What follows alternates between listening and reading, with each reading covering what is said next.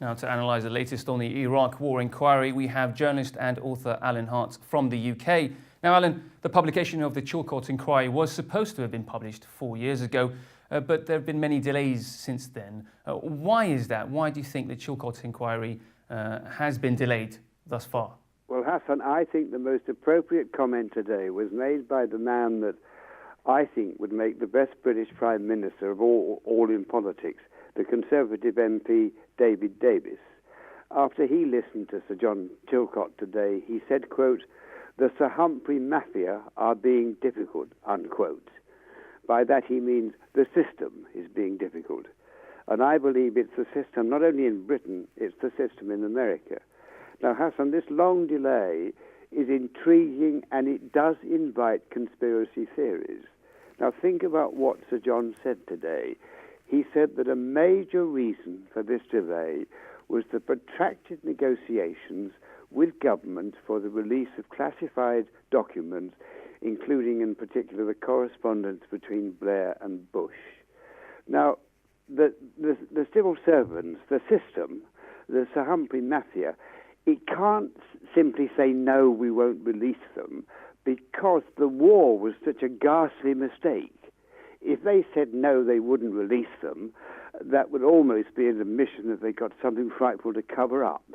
So they're taking loads and loads of time to what they call redact them, which means to blank out stuff and possibly rewrite them. And I tell you what I think is actually being covered up. And I tell you very simply in a couple of sentences. I think if there is pressure on Sir John Chilcot and others, it's coming from the American government system to our government, and for this reason. Tony Blair was never what he was often called Bush's puppet, an American puppet.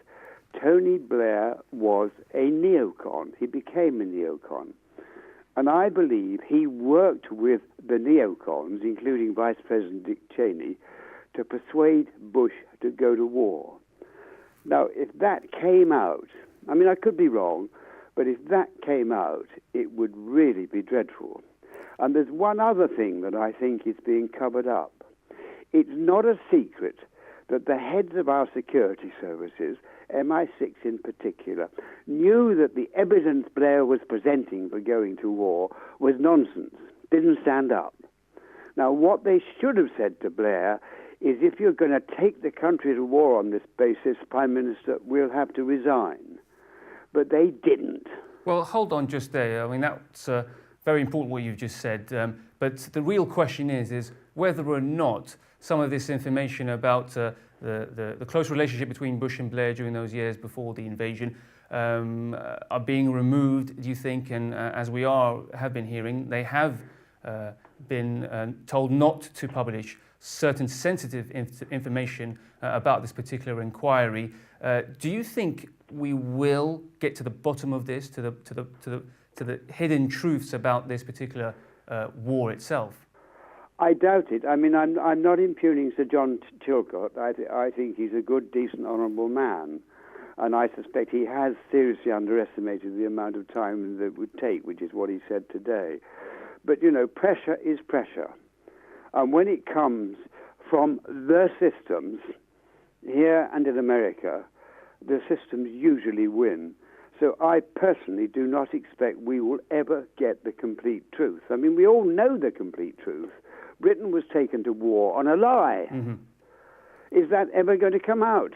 Well, just coming back to what you've said about Sir John Chilcot, he in the Foreign Select Committee did say that some of the reasons for the delay was because of this idea of the Maxwellization, which is that he has to give enough time for people who are included in this report time to respond and to give their own I find that very curious and even ridiculous. Why? Why would you say that? Well, I mean the whole principle.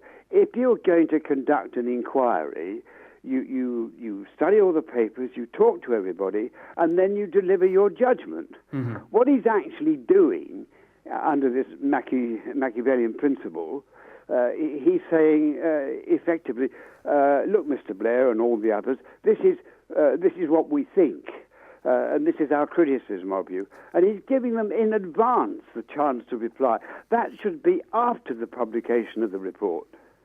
Well, I mean, very good analysis there, but of course we've been waiting now for some years. It was 4 years ago that they told us that the publication will be available, but we're not sure when it will be available, and some have said that because it may be so damaging to the government that they will try and publish it after the elections. But if it was to be damaging, which party would be damaged the most? Would it be the Labour or the Conservatives? Well, I've never understood that argument. I mean, it doesn't damage the Labour Party or the Conservative Party one more than the other. What it damages is the integrity of the system. You see, people think governments are in charge. They're bloody well not. There is this word system, and governments are more or less the prisoners of the systems of which they are part. So I just don't. It doesn't resonate with me, the idea that it's a particular danger to be published before the election. Okay, Alan Hart, thank you very much for joining us today.